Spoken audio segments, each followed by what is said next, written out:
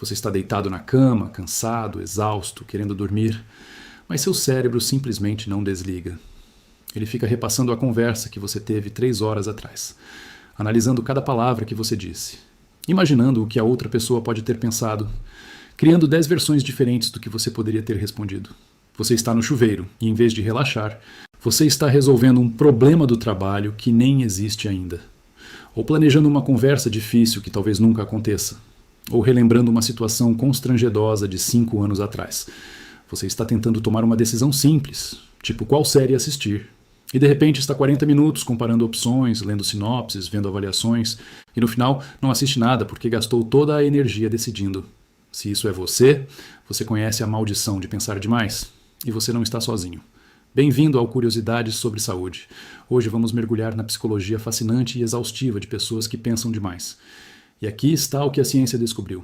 Pensar demais não é apenas um hábito chato, é um padrão neurológico específico. É uma forma de processamento mental que tem causas, consequências e, sim, soluções.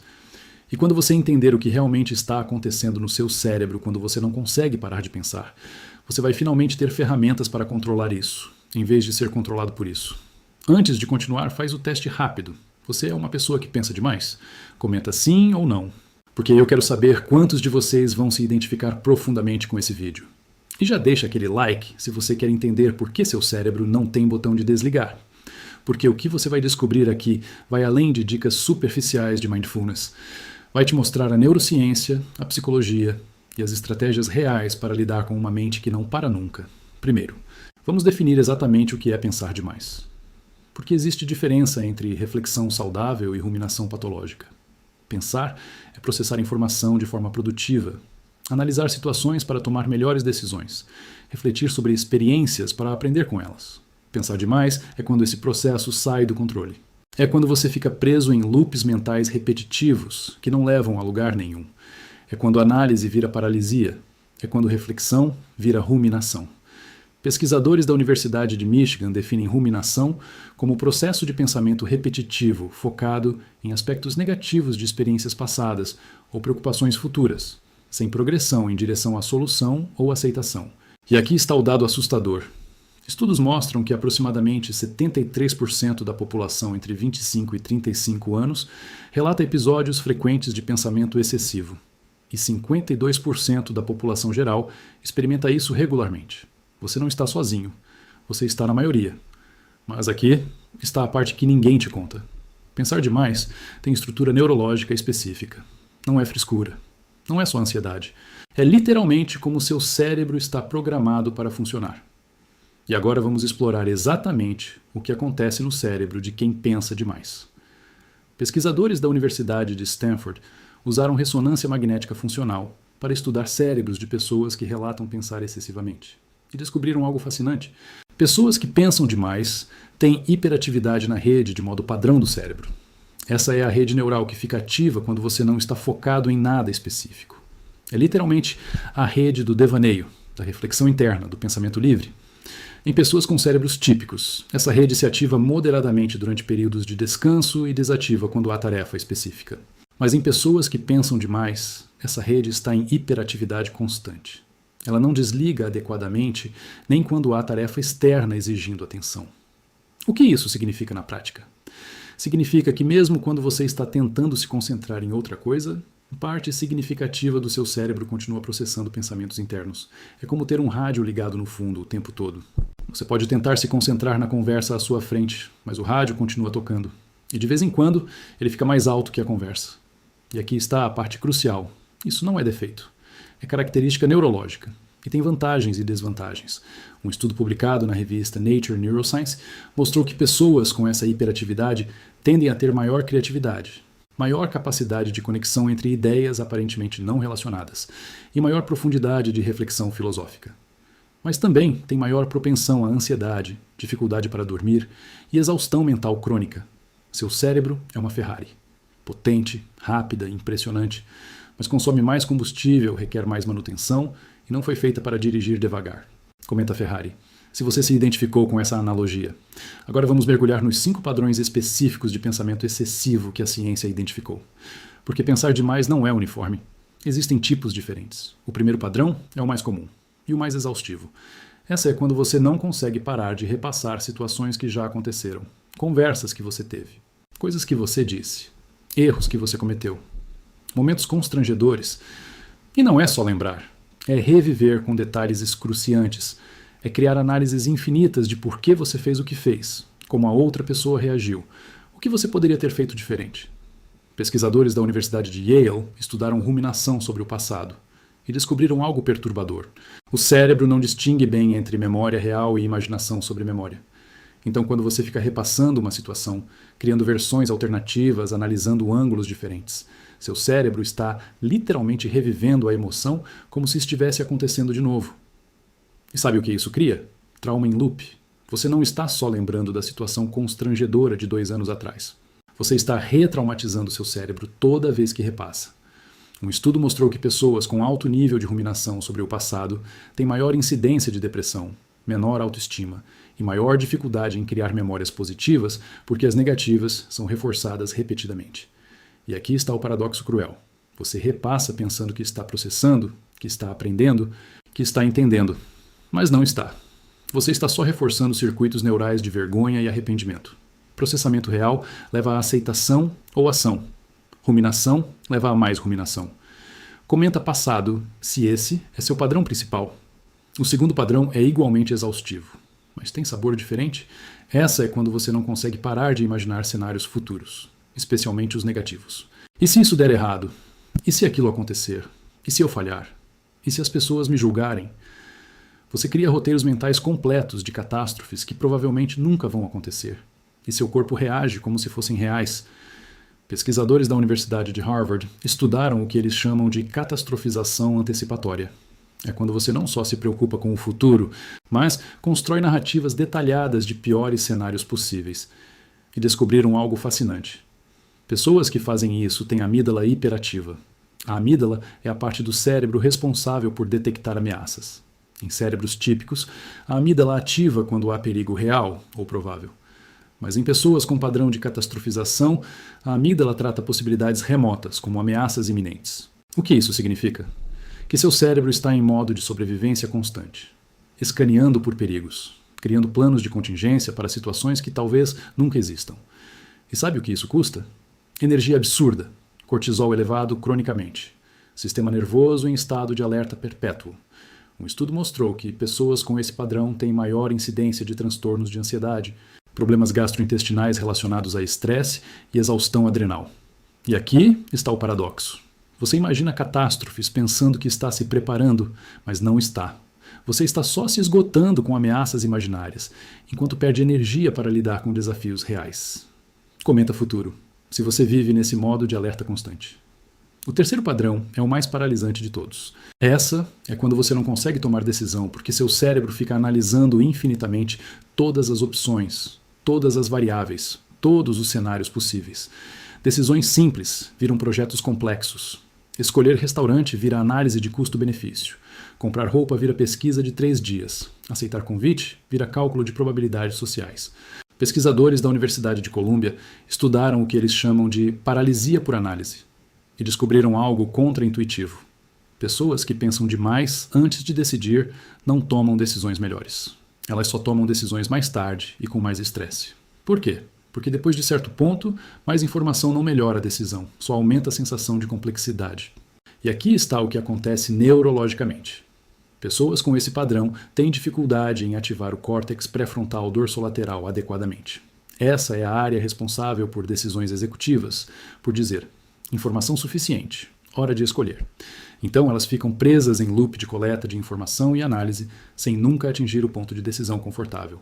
Um estudo mostrou que esse padrão está associado a perfeccionismo, medo de erro e necessidade de controle sobre variáveis incontroláveis.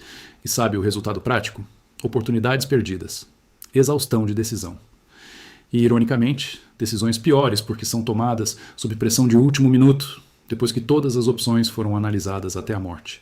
Comenta, indecisão. Se você perde horas em decisões simples. O quarto padrão é mais sutil, mas igualmente desgastante.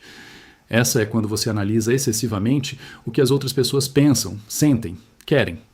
Você tenta ler entrelinhas que talvez não existam, interpretar tons de voz, decifrar significados ocultos.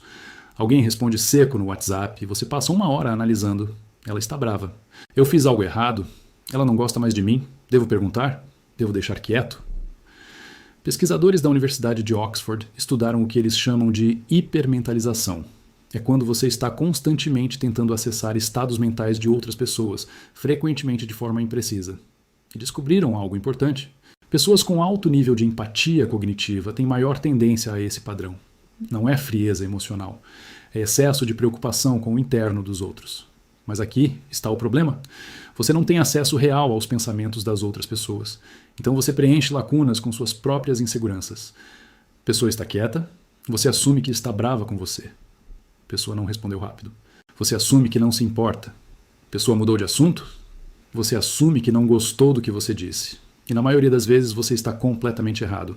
A pessoa estava quieta porque estava cansada. Não respondeu porque estava ocupada. Mudou de assunto porque a conversa fluiu naturalmente.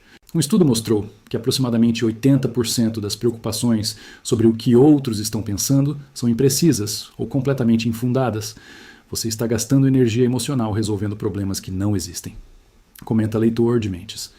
Se você faz isso constantemente. E agora vem o quinto padrão, o mais filosófico. E talvez o mais existencialmente cansativo. Essa é quando você não consegue parar de questionar significados profundos. Por que eu existo? Qual o propósito de tudo? Minhas escolhas importam? Eu estou vivendo certo? O que é felicidade real? Não é reflexão ocasional. É questionamento existencial crônico que te impede de simplesmente viver. Pesquisadores da Universidade de Princeton estudaram o que eles chamam de ruminação existencial e descobriram que está associada à inteligência verbal alta, abertura a experiências e curiosidade intelectual. Mas também está associada a maior risco de depressão existencial, sensação de vazio e dificuldade em encontrar satisfação em coisas simples. Por quê? Porque quando você questiona tudo, nada é óbvio. Quando você busca significado profundo em tudo, experiências superficiais parecem vazias. Você não consegue simplesmente assistir um filme sem analisar as camadas filosóficas. Não consegue ter uma conversa leve sem questionar a autenticidade. Não consegue fazer algo rotineiro sem questionar se deveria estar fazendo outra coisa mais significativa. E aqui está o paradoxo cruel. A busca por significado te impede de experienciar. A análise constante te desconecta da vivência. Um estudo mostrou que pessoas com esse padrão relatam menor satisfação com vida, não porque suas vidas sejam piores, mas porque estão sempre questionando se poderiam ser melhores ou diferentes. Comenta. Existencial. Se você vive nesse questionamento constante, agora vamos falar da pergunta que todo mundo que pensa demais já fez. Por que eu sou assim? De onde vem isso? E aqui está a resposta científica. É combinação de genética, ambiente e experiências. Pesquisadores identificaram que aproximadamente 40 a 50% da tendência a pensar excessivamente tem componente genético, especificamente variações em genes relacionados à serotonina e dopamina. Pessoas com certas variações do gene transportador de serotonina têm maior propensão à ruminação e ansiedade antecipatória. Mas genética não é destino, é predisposição. Os outros 50 a 60% vêm de fatores ambientais. E aqui estão os principais. Ambientes de infância imprevisíveis ou ameaçadores treinam o cérebro a estar sempre em modo de vigilância, sempre tentando prever e controlar variáveis. Pais excessivamente críticos ou com expectativas altas criam um padrão de autocrítica interna constante.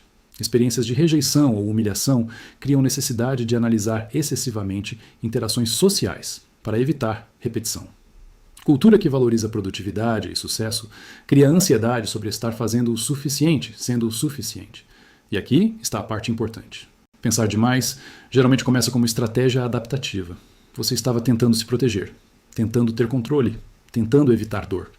O problema é que a estratégia que funcionou em contexto específico virou padrão automático, que continua mesmo quando o contexto mudou. Você não precisa mais estar em vigilância constante, mas seu cérebro não sabe disso. Ele continua rodando o programa de sobrevivência. Comenta proteção. Se você percebe que pensar demais começou como forma de se proteger. Agora vamos à parte mais importante. Como lidar com isso? Como desacelerar uma mente que não para? E aqui está a primeira verdade difícil. Você provavelmente não vai parar completamente de pensar demais, especialmente se é padrão neurológico e genético profundo. Mas você pode gerenciar, pode reduzir intensidade, pode criar pausas, pode impedir que tome controle total da sua vida. Pesquisadores identificaram 5 estratégias baseadas em evidência que realmente funcionam. Não são dicas superficiais, são técnicas com respaldo científico sólido. A primeira estratégia é contra-intuitiva, mas extremamente poderosa. Em vez de tentar parar os pensamentos, você agenda tempo específico para pensar. Pesquisadores da Universidade da Pensilvânia desenvolveram técnica chamada período de preocupação programada.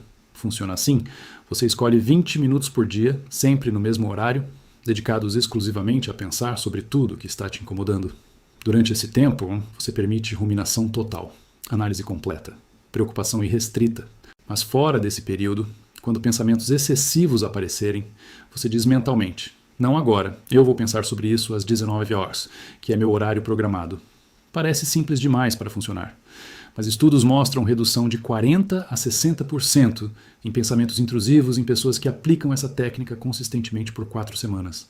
Por que funciona? Porque dá ao cérebro estrutura e controle. Você não está reprimindo pensamentos, o que geralmente aumenta a intensidade. Você está adiando estrategicamente. E sabe o que geralmente acontece? Quando chega o horário programado, metade dos pensamentos que pareciam urgentes mais cedo nem parecem mais importantes. Comenta programar, se você vai testar essa técnica. A segunda estratégia é baseada em neurociência pura. Pensamento excessivo acontece no modo verbal analítico do cérebro, quando você está em palavras, em análise, em narrativa interna. A forma mais eficaz de interromper isso é ativar modo sensorial experiencial. É sair da cabeça e entrar no corpo. Pesquisadores da Universidade de Stanford mostraram que atividades que exigem atenção sensorial completa reduzem a atividade na rede de modo padrão do cérebro em até 70%. Quais atividades?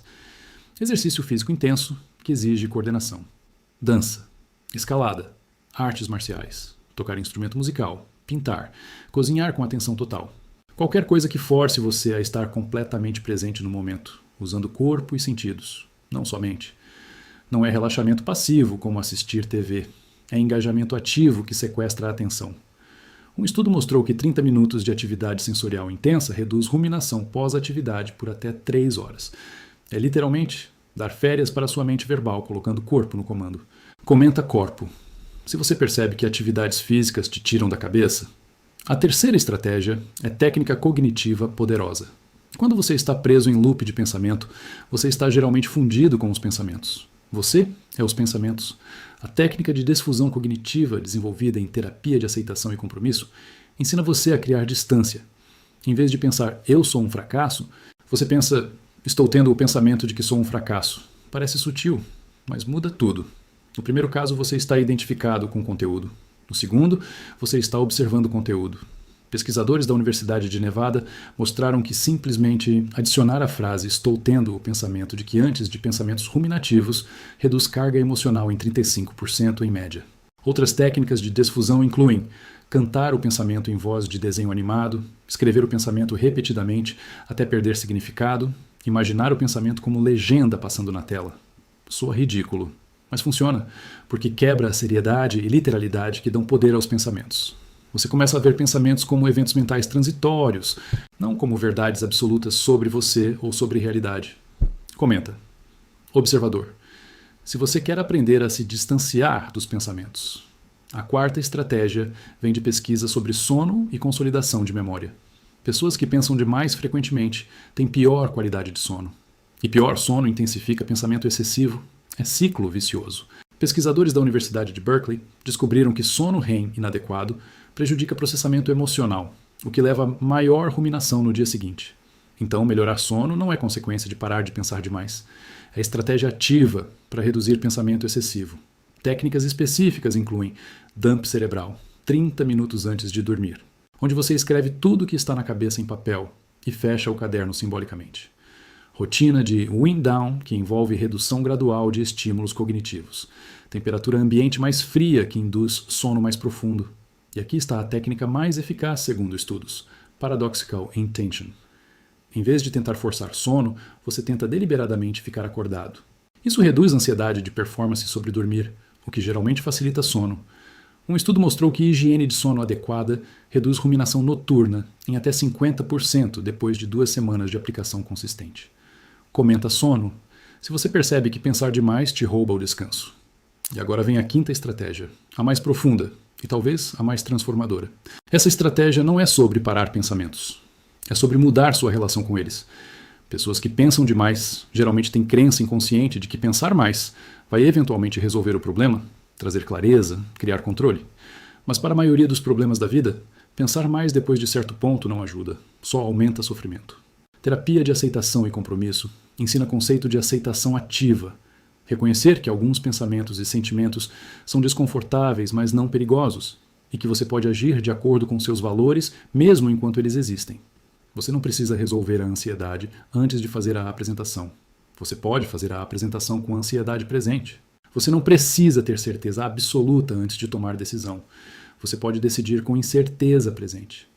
Pesquisadores da Universidade de Harvard mostraram que pessoas treinadas em aceitação psicológica têm 65% menos evitação comportamental causada por ruminação. Elas continuam pensando demais, mas não deixam que isso paralise a ação. E sabe o que acontece quando você age, apesar dos pensamentos? Os pensamentos perdem poder, porque você prova para si mesmo que eles não controlam você. Comenta. Ação. Se você está pronto para agir apesar dos pensamentos. Agora vamos falar de algo que precisa ser dito. Pensar demais não é só problema, é também talento mal direcionado. Porque o mesmo cérebro que te esgota com ruminação é o cérebro que faz conexões criativas profundas, que entende nuances que outros perdem, que antecipa problemas antes que aconteçam. Pesquisadores da Universidade de Toronto estudaram relação entre ruminação e criatividade. E descobriram que pessoas com tendência a pensar excessivamente pontuam significativamente mais alto em testes de pensamento divergente e originalidade. Por quê? Porque cérebro que não para de fazer conexões é cérebro criativo por natureza. O problema não é capacidade, é direção. Quando você direciona esse poder de processamento para a criação, solução de problemas complexos, análise profunda de ideias, é genialidade. Quando você direciona para a ruminação sobre passado ou catastrofização sobre futuro, é sofrimento. Mesma máquina. Programação diferente.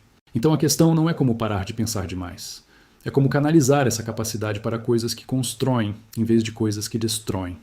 E aqui estão formas práticas de fazer isso. Journaling criativo, onde você transforma a ruminação em narra.